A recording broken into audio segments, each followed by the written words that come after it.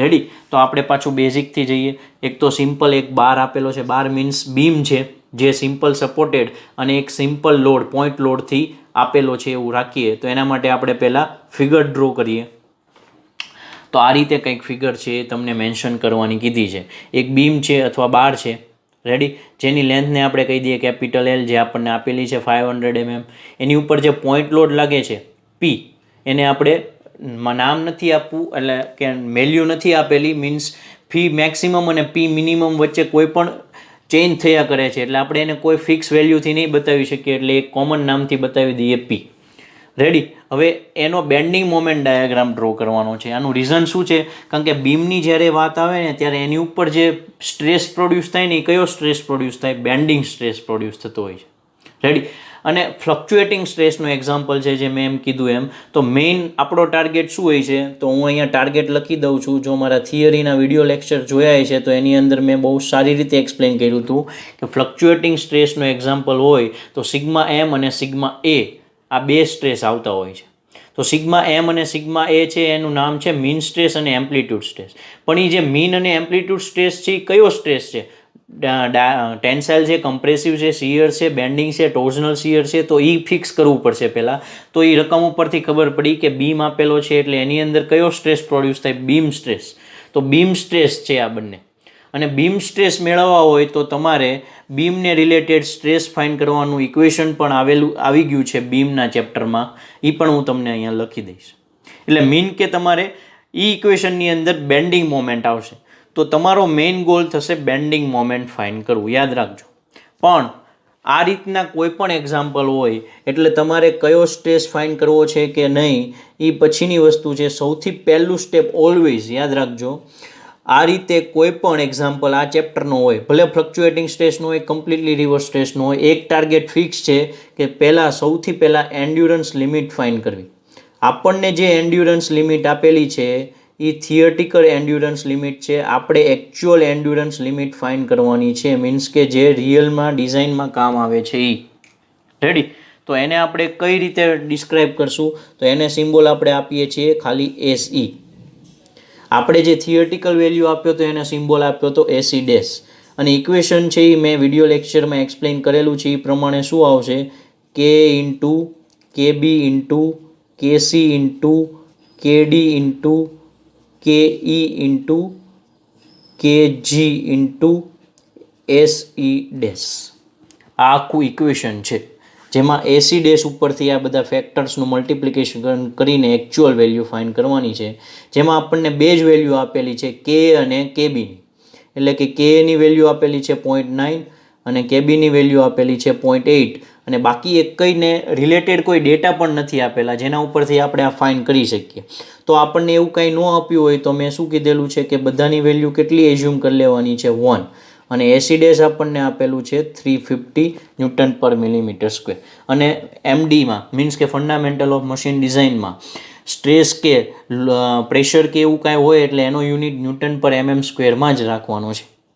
તો આ બધાનું મલ્ટિપ્લિકેશન કરો એટલે તમને આન્સર મળશે 267.75. તમે સાથે સાથે કેલ્સી લઈને બેસજો જેથી કરીને કેલ્ક્યુલેશન કરી શકો. એટલે તમારું જે એકચ્યુઅલ એન્ડ્યુરન્સ લિમિટ છે એની વેલ્યુ મળી ગઈ 267.75 ન્યૂટન પર મિલીમીટર સ્ક્વેર. રેડી?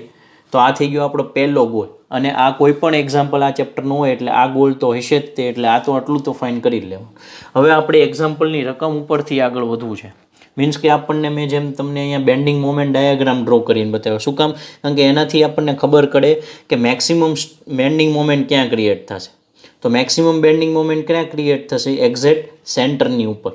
આવી રીતે નોર્મલ બીમ હોય એટલે કે સિમ્પલી સપોર્ટેડ બીમ હોય, બે એન્ડ ઉપર સપોર્ટ આપ્યા હોય, સેન્ટરમાં લોડ આપ્યો હોય, તો હંમેશા મેક્સિમમ મોમેન્ટ છે એ સેન્ટર ઉપર ક્રિએટ થાય. એટલે કે બંને બાજુ ડિસ્ટન્સ મેં L/2 બતાવેલા છે. તો આ પ્રમાણે સૌથી પહેલાં આપણે તો સપોર્ટ રિએક્શન ફાઇન્ડ કરવા પડે તો આપણને બેન્ડિંગ મોમેન્ટ મળે. આ તમે બેન્ડિંગ મોમેન્ટના ચેપ્ટરમાં સ્ટડી કરી ગયા પછીનું ચેપ્ટર છે એટલે આટલું ખાસ આવડવું જોઈએ, નહીંતર એકવાર રિપીટ કરી જોજો. રેડી? એટલે સૌથી પહેલાં આપણે સપોર્ટ રિએક્શન ફાઇન્ડ કરવું છે. અને સપોર્ટ રિએક્શન ફાઇન્ડ કરવા માટે શું કરીએ છીએ? તો સૌથી પહેલાં આપણે કોઈ પણ એક સપોર્ટ પાસે મોમેન્ટ લઈએ છીએ. તો આપણે ઓલવેઝ લેફ્ટ સપોર્ટ પાસે લઈએ, એટલે કે અહીંયા મેં એ પોઈન્ટ બતાવેલો છે, તો અહીંયા હું લખી નાખું taking moment at a point પાસે મોમેન્ટ લેતા હોય તો કયા બે ફોર્સના કારણે એ પોઈન્ટ પાસે મોમેન્ટ મળશે? એક પીના કારણે અને એક સપોર્ટ રિએક્શન આરબીના કારણે. અને બંને વચ્ચેના ડિસ્ટન્સ આપણને ખબર છે, પીથી ડિસ્ટન્સ છે L/2 અને આરબીથી ડિસ્ટન્સ છે ટોટલ L. અને ક્લોકવાઇઝ મોમેન્ટ છે એ આપણે પ્લસ લઈએ છીએ અને એન્ટી ક્લોકવાઇઝ માઇનસ લઈએ છીએ. તો પીથી મળતી મોમેન્ટ કેવી બનશે? તો મેં કઈ રીતે તમને એક્સપ્લેન કરેલું છે કે આ રીતે તમે આમ જશો એટલે પીથી તમે જુઓ તો કયા મોમેન્ટ લેવાની છે? એ બાજુ. પી લોડ છે એ કઈ બાજુ લાગે છે? નીચેની બાજુ. એટલે નીચેની બાજુથી જ તમારે અહીંયા એ ઉપર આવવાનું છે. હવે તમે એવું પણ કહી શકો કે આ રીતે કેમ ન ગયા, નીચેની બાજુથી આમે જઈ શકીએ. તો જે નિયરર પડતું હોય એ ઓલવેઝ લેવું. આ યાદ રાખવાની એક ટ્રીક છે કે પીથી તમને નિયરર જે પડતું હોય એ રીતે આગળ વધો તો આ કઈ ડાયરેક્શન થઈ? ક્લોકવાઇઝ ડાયરેક્શન થઈ. એટલે પીથી મળતી મોમેન્ટ છે એ ક્લોકવાઇઝ આવશે, એટલે એની વેલ્યુ પ્લસ લઈએ તો પી ઇન્ટુ એ સુધીનું ડિસ્ટન્સ કેટલું હતું? L/2. રેડી. તો હવે આગળ જઈએ તો આરબી માટે તો એ એન્ટી ક્લોકવાઇઝ મોમેન્ટ બનાવશે, એટલે એ આવશે માઇનસ આરબી ઇન્ટુ L અને ઇઝ ઇક્વલ ટુ 0. આટલી વેલ્યુ તમે એપ્લાય કરો એટલે તમને એક આન્સર મળશે આરબીનો કે સપોર્ટ રિએક્શન આરબી કેટલું મળશે? તો આરબીને તમે સબ્જેક્ટ બનાવો એટલે તમને સપોર્ટ રિએક્શન મળી જશે P/2.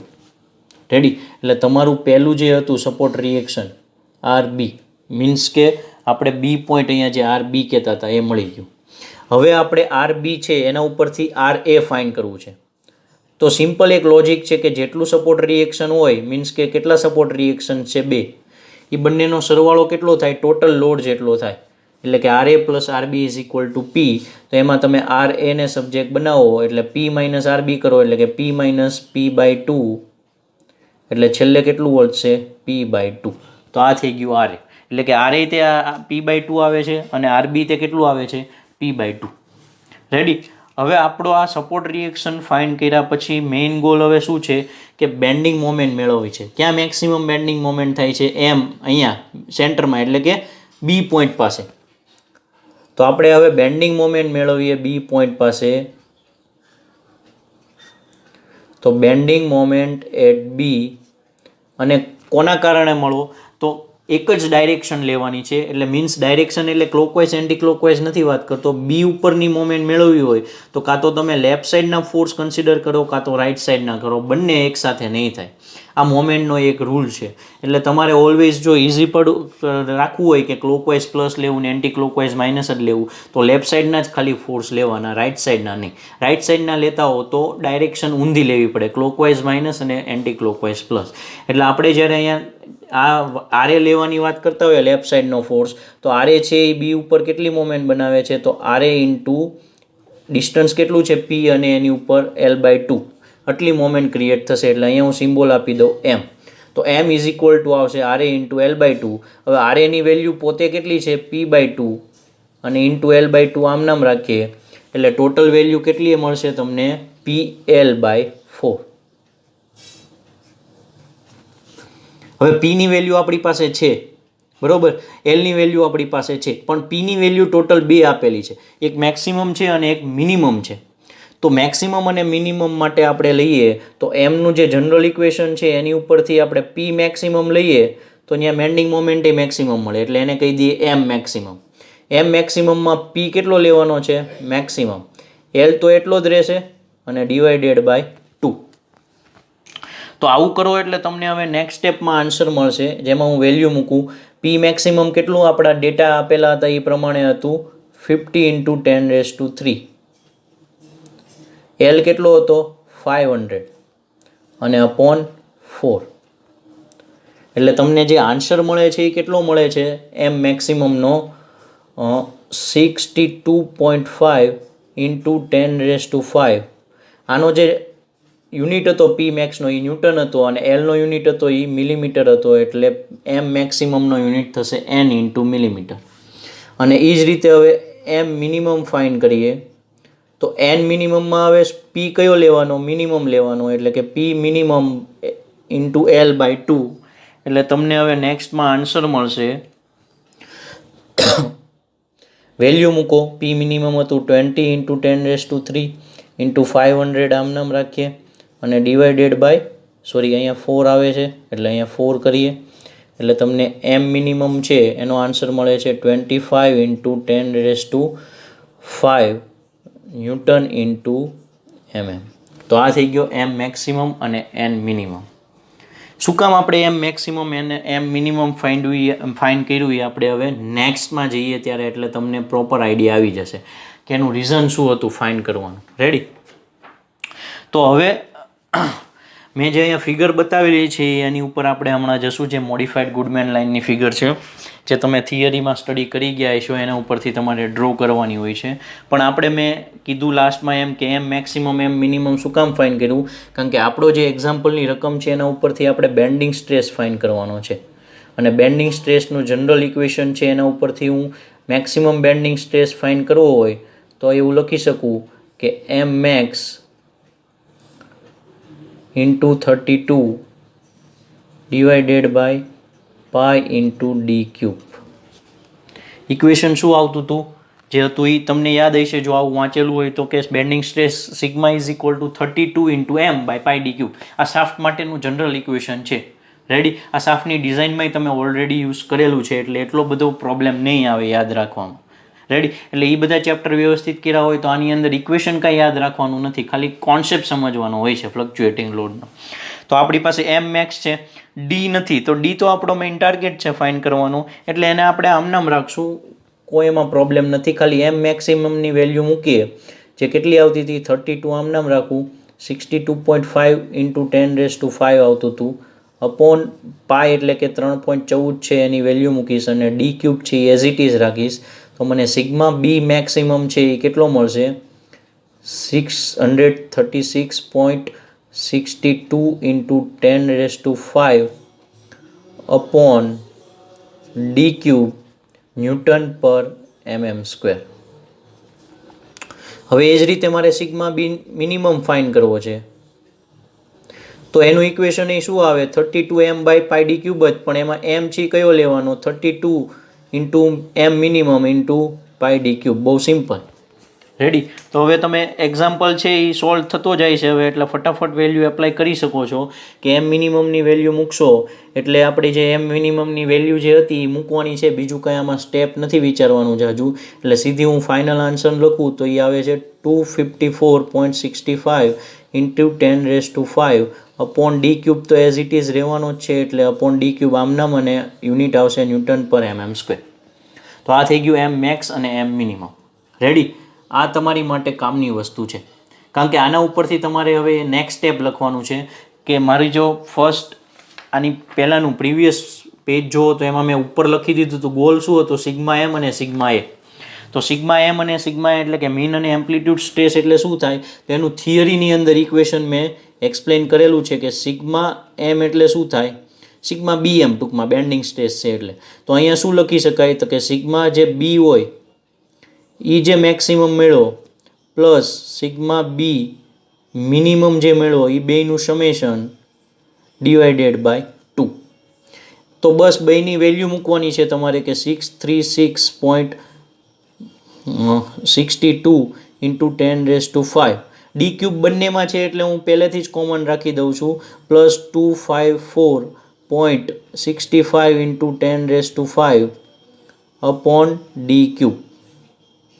તો ઉપર બંનેનો સરવાળો કરો, ખાલી 10⁵ છે બંનેમાં કોમન છે એટલે કોમન તરીકે જ રાખો જેથી કરીને પ્રોબ્લેમ ન આવે. એટલે જે આન્સર આવે છે એ તમારો આન્સર ટોટલ જે આવે છે અને ડિવાઇડેડ બાય અહીંયા 2 હતું એટલે આનો જે સરવાળો થશે અને ડિવાઇડેડ બાય 2 કરશો એટલે આન્સર મળશે 445.63 ઇન્ટુ 10⁵ અપોન ડી ક્યુબ અને યુનિટ તો સ્ટ્રેસ છે એટલે એ જ આવવાનો છે.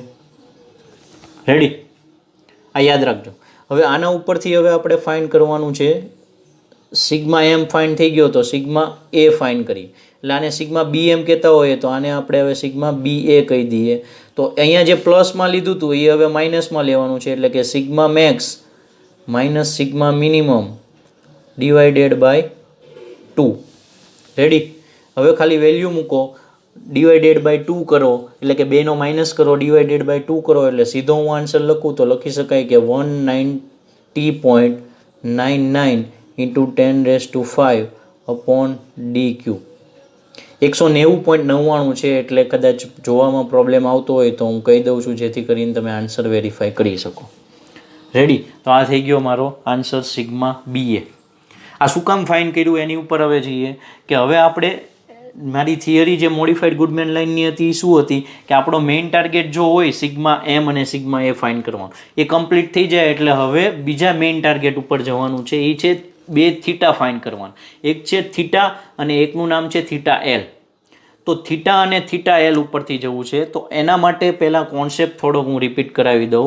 કોન્સેપ્ટ શું હતો કે અહીંયા જુઓ તો B પોઈન્ટ આવે છે એક ઇન્ટરસેક્શન. તો અહીંયા મેં મોડિફાઈડ ગુડમેન લાઇન ક્રિએટ કરવા માટે બે લાઇનનો યુઝ કર્યો હતો. એક સ્ટેટિક ફેલર લાઇન હતી જેને કહેવાય SYT. એટલે SYTને કનેક્ટ કરો ડોટેડ લાઇન વડે એટલે આ લાઇન મળે. બીજી હતી ડાયનેમિક ફેલર લાઇન એટલે કે ફટિક ફેલર લાઇન, એને SUT અને ACને કનેક્ટ કરો, જે ગુડમેન લાઇન હતી. મોડિફાઈડ નહીં પણ ખાલી ગુડમેન લાઇન. રેડી? તો આ બંને લાઇનમાં જે કોમન એરિયા આવતો હોય ને અંદરનો એરિયા એ સેફેસ્ટ એરિયા ગણાય. એટલે બંનેની લાઇન છે એ ભેગી કરો તો અહીંયાથી સ્ટાર્ટ કરીને અહીંયા સુધી આવો જે ઇન્ટરસેક્ટ થાય છે, અને ત્યાંથી લાઇન ચેન્જ કરીને આ સુધી આવો, કારણ કે કોમન એરિયા તો જ અંદરનો આટલો મળશે. તો આ એરિયા મેળવવા માટે આ બે લાઇનને મેં ડાર્ક વડે કનેક્ટ કરી દીધી, A to B, B to C. એટલે કે A to B છે એ સ્ટેટિક ફેલર લાઇન ગણાય અને B to C છે એ ફટિક ફેલર લાઇન ગણાય. તો આપણે હવે નક્કી કરવાનું છે કે આપણને જે કન્ડિશન આપી છે સ્ટ્રેસની એ AB ઉપર છે કે BC ઉપર છે, જેના ઉપરથી આપણે ડાયામીટર ફાઇન કરી શકીએ. બસ એના માટે જ આપણે થીટા ફાઇન કરવાનો હોય છે. તો હવે B પોઈન્ટે તમે બે લાઇનના ઇક્વેશન મૂકી શકો. શું કામ? કારણ કે B પોઈન્ટની વાત કરું ને તો એ કોના ઉપર છે? તો B પોઈન્ટ સ્ટેટિક લાઇન ઉપર છે અને B પોઈન્ટ ફટિક લાઇન ઉપર છે એવું કહેવાય. તો સ્ટેટિક લાઇનનું અને ફટિક લાઇનનું બંનેનું ઇક્વેશન B પોઈન્ટ પાસે સેમ છે. તો હું બંને ઇક્વેશન વચ્ચે સિમિલારિટીઝ છે એવું એપ્લાય કરી શકું. તો એ એપ્લાય કરવા માટે હું ઇક્વેશન લખી શકું અહીંયા. એટલે એવું લખી શકું કે મોડિફાઈડ ગુડમેન લાઇન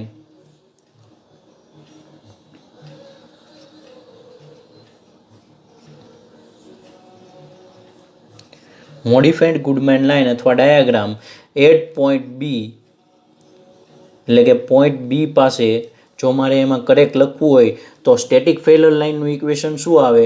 તો લાઇનના ઇક્વેશન માટે મારા થિયરીનો વિડીયો લેક્ચર જોઈ લેજો એકવાર, જેથી કરીને તમને સમજાઈ જાય. એટલે મારે અહીંયા રિપીટ કરવાની જરૂર નથી. એટલે એ ફરીવાર અહીંયા ન ખબર હોય તો એકવાર વિડીયો જોઈ લેજો અને ફરી પાછું અહીંથી સ્ટાર્ટ કરજો. એટલે હું સ્ટેટિક ફેલર લાઇનનું ઇક્વેશન લખવું હોય તો આવું લખી શકાય કે SM upon SYT plus SA upon SYT. આ સ્ટેટિક ફેલર લાઇનનું ઇક્વેશન ઇઝ ઇક્વલ ટુ 1 હતું. બરાબર? એટલે ઇઝ ઇક્વલ ટુ 1 છે, હું અત્યારે નથી રાખતો.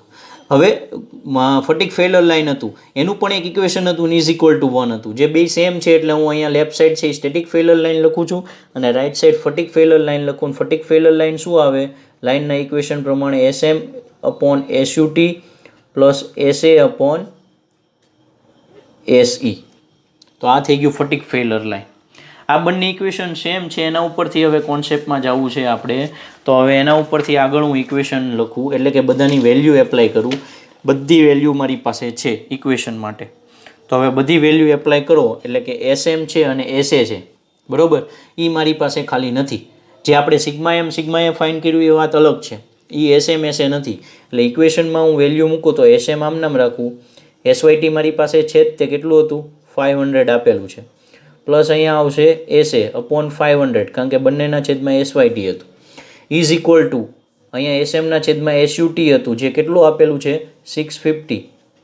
પ્લસ અહીંયા હતું SA અને અપોન હતું AC જે કેટલું આપણને મળ્યું? એકચ્યુઅલ જે મળ્યું એ જે આપેલું છે એ નથી લેવાનું, એટલા માટે તો આપણે એકચ્યુઅલ વેલ્યુ ફાઇન કરી. હવે આમાં જે SM છે એ બંને એક સાઈડ લઈ લો અને SA વાળું છે એ બંનેને એક સાઈડ લઈ લો. લસા છે એ બહુ સિમ્પલ રીતે લેવાનો હોય છે, એટલે બંનેનો લસા લેશો એટલે તમને નેક્સ્ટ સ્ટેપ મળશે આવું SM અપોન 2166.67. કઈ રીતે કહું? સપોઝ આ SMને આપણે લેફ્ટ સાઈડ લઈ ગયા એટલે અહીંયા વધશે SM અપોન 500 પ્લસ અને આ આવશે એટલે માઇનસ SM અપોન 65. હવે લસા લેશો એટલે તમને ખબર પડી જશે કે ઉપર ખાલી અંશમાં SM વધશે અને છેદમાં આવું આવી જશે. બરાબર? એ તો સિમ્પલ છે એટલે બધાને લેતા આવડશે.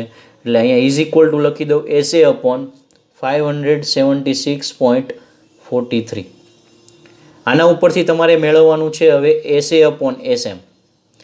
એટલે કે એસએને આમ નામ રાખો, એસએમને છેદમાં લઈ જાઓ, 576.43 ને અહીં લઈ આવો, 2166.67 ને છેદમાં રાખો, એટલે આવી રીતે થશે કંઈક 576.43 અપોન 2166.67, બંનેનો તમે ડિવિઝન ભાગાકાર કરશો એટલે તમને આન્સર મળે છે 0.266. રેડી? તો આન્સર ઉપરથી તમને હવે આગળ કેલ્ક્યુલેશન કરવું હોય તો આ જે આન્સર મળ્યો ને SA અપોન SA, તો એ જે મારી ફિગર ઓબ્ઝર્વ કરો ને એટલા માટે મેં ફિગર બતાવી હતી. બી પોઈન્ટ પાસે તમે ઓરિજિન અને બી પોઈન્ટને કનેક્ટ કરો એટલે એ જે એંગલ બનાવે હોરિઝોન્ટલ સાથે આ લાઇન એને થીટા એલ કહેવાય, અને એની સામેની બાજુ જોવો એટલે કે આ વર્ટિકલ પોર્શન એને કહેવાય SM, અને આ હોરિઝોન્ટલ પોર્શન અહીંયા મેં ડ્રો કરેલું છે એને કહેવાય SA. એટલે કે સામેની બાજુ છેદમાં પાસેની બાજુ SM અપોન SA. એટલે અહીંયા જો થીટા એલ સાથે હું 10 લગાડતો હોઉં તો સામેની બાજુ છેદમાં પાસેની બાજુ હું લખી શકું તો થીટા એલ માટે એવું કહેવાય. દર વખતે આવું જ આવશે, મોડિફાઈડ ગુડમેન લાઇનનો એક્ઝામ્પલ હોય એટલે આ રીતે જ કરવાનું કે બંને લાઇનને સરખું કરો, SUT SYT ACની વેલ્યુ મૂકો અને આ રીતે SA બાય SM કહો. તો આ ફિક્સ પ્રોસેસ છે એટલે કોઈ કન્ફ્યુઝન ન રાખતા. એટલે tan theta L is equal two એવું લખી શકું કે SA અપોન SM, અને tan theta L is equal two આ SA અપોન SMની વેલ્યુ મૂકો 0.266. હવે થીટા એલ મેળવવો હોય તો tan ઇનવર્સ 0.266 કરી નાખો એટલે વેલ્યુ મળશે 14.9 ડિગ્રી. તો આ થઈ ગયું થીટા એલ. મેં જેમ હમણાં લાસ્ટમાં થોડી મિનિટ પહેલાં કીધું કે હવે આપણો મેઇન ગોલ છે એ શું રહેશે કે બે થીટા ફાઇન્ડ કરવાનો છે, એક છે થીટા અને એક છે થીટા એલ. તો થીટા એલ આપણને મળી ગયો, હવે આપણે જઈએ થીટા એલ ફાઇન્ડ કરવા માટે. થીટા એલ મળી ગયો, થીટા ફાઇન્ડ કરવા માટે જઈએ. તો થીટા ફાઇન્ડ કરવા માટે હવે આપણે યુઝ કરવાનું છે નેક્સ્ટ ઇક્વેશન થીટા માટેનું, જે યાદ રાખજો દરેક એક્ઝામ્પલમાં જે મોડિફાઈડ ગુડમેન લાઇનનો એક્ઝામ્પલ છે ને એની અંદર આ ફિક્સ છે ઇક્વેશન. tan ઇનવર્સ તમે જે સિગ્મા એમ્પ્લિટ્યૂડ ગોઈતો ને, અહીંયા બેન્ડિંગ હતો એટલે એને આપણે સિગ્મા BA કીધું હતું, પણ જે પણ હોય ટૂંકમાં એમ્પ્લિટ્યૂડ આવશે, અને અહીંયા તમે જે મીન ગોઈતો ને એ અહીંયા આવશે. તો એ જે વેલ્યુ મળી હતી એ તમે હવે એપ્લાય કરો. tan ઇનવર્સ ઇન્ટુ બ્રેકેટ કેટલી વેલ્યુ મળી હતી 190.99 ઇન્ટુ 10⁵ હતું, અને છેદમાં આમાંય 10⁵ હતું એટલે કેન્સલ જ થઈ જશે એટલે લખવાની જરૂર નહોતું. ડિવાઇડેડ બાય D³ હતું એટલે અહીંયા હું D³ લખું, પણ આની અંદર એ છેદમાં D³ હતું તો એના છેદમાં D³ જે હતું એ અહીંયા લખી નાખું, આના છેદમાં જે D³ છે એ પણ અહીંયા લખી નાખું, જેથી કરીને તો લાસ્ટમાં કેન્સલ જ થવાનું છે. આની વેલ્યુ કેટલી હતી સિગ્મા B એમની 445.63 અપોન D³ એટલે એનું D³ છે એ અંશમાં લઈ ગયા. ટૂંકમાં D³ કેન્સલ થઈ જશે એટલે અહીંયા tan ઇનવર્સ બ્રેકેટમાં આ ભાગાકાર કરશો એક એટલે વેલ્યુ મળશે તમને 0.4286. એટલે ટૂંકમાં તમને એંગલ મળશે tan ઇનવર્સ કરશો એટલે 23.2 ડિગ્રી. તો બંનેની વેલ્યુ હવે ઓબ્ઝર્વ કરો, આ ખાસ ધ્યાન રાખવાનું છે. આના ઉપરથી જ કોની ઉપરથી આપણે ડાયામીટર ફાઇન્ડ કરવો એ ખબર પડશે. બંનેની વેલ્યુ ઓબ્ઝર્વ કરવો તો એ ખબર પડશે કે theta is greater than theta L. સમજાણું? થીટા છે એ થીટા એલ કરતાં મોટો છે. તો હવે ફિગર મારી ઓબ્ઝર્વ કરો. તો આ જે લાઇન ડ્રો કરીશ ને પહેલેથી નહીં ડ્રો કરવાની, પહેલાં તમારે જોવાનું કે થીટા એલ મળી ગયો, ઓકે, થીટા મળી ગયો, ઓકે. હવે થીટા છે એ થીટા એલ કરતાં મોટો છે તો હું અહીંયાથી લાઇન પાસ કરાવું, સપોઝ AB ને ક્રોસ કરે એમ, તો થીટા કેટલો થવાનો છે? તો અહીંયાથી જે લાઇન ક્રોસ કરાવીશ ને એનો જે એંગલ બને ને એ થીટા કહેવાનો છે. એટલે હું તમને અહીંયા થીટા બતાવી દઉં છું. મેં જે લાઇન ડ્રો કરીને એનો હોરિઝોન્ટલ સાથે જે એંગલ બને ને એને આપણે થીટા કહીએ છીએ. તો જો હું AB માંથી લાઇન ક્રોસ થતી હોય એવી રીતે લાઇન ડ્રો કરું ને એને થીટા કહું તો એ થીટા એલ કરતાં ઓછો થશે. એટલે લાઇન ક્યાંથી પાસ થતી હોવી જોઈએ? જો થીટા મોટો હોય તો BCમાંથી ફાઇન્ડ થતી હોવું જોઈએ. આ સિમ્પલ લોજિક છે, અને અમે થિયરીમાં પણ એક્સપ્લેન કરેલું છે કે થીટા છે એ થીટા એલ કરતાં નાનો છે કે મોટો તો આપણે કઈ લાઇનનો યુઝ કરવાનો. તો આટલું તમે ફિગર જોઈને ઓબ્ઝર્વ કરીને કહી શકો કે થીટા છે એટલે હું અહીંયા લખતો જાઉં કે થીટા છે એની વેલ્યુ થીટા એલ કરતાં મોટી છે. એનો મિનિંગ એવો થયો કે આપણો જે ડિઝાઇન ક્રાઇટેરિયા છે એ કઈ લાઇન ઉપર આવશે? ફટીક ફેલર લાઇન ઉપર આવશે. કારણ કે થીટા મોટો હોય આ ફિક્સ છે, યાદ રાખી લેજો.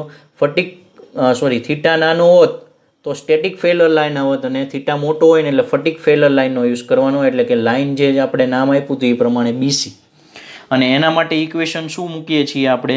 તો એના માટે આપણે ઇક્વેશન એટલે કે જે ફટીક ફેલર લાઇન હતી હમણાં જે મેં ઇક્વેશન લખ્યું એના ઉપરથી જ તે આપણે જે ઇક્વેશન લખીએ છીએ કેવું લખીએ છીએ? તો હોરિઝોન્ટલ એક્સિસ હું ફરીવાર અહીંયા બતાવી દઉં કઈ હતી? સિગ્મા M, અને vertical axis sigma A. Figure ફરીવાર ઓબ્ઝર્વ કરાવી દઈએ. રેડી? તો એના ઉપરથી ઇક્વેશન લખવું હોય તો શું લખી શકાય કે sigma M upon SUT plus sigma A upon SC is equal to 1. બહુ જ વ્યવસ્થિત ઇક્વેશન છે આ. જો ન હજી ખબર પડતી હોય તો પ્લીઝ એકવાર થિયરી મારો વિડીયો લેક્ચર છે જોઈ લેજો, જેથી કરીને આમાં વધારે વાંધો ન આવે, નહીંતર પ્રોબ્લેમ જ ક્રિએટ થયા કરશે. રેડી?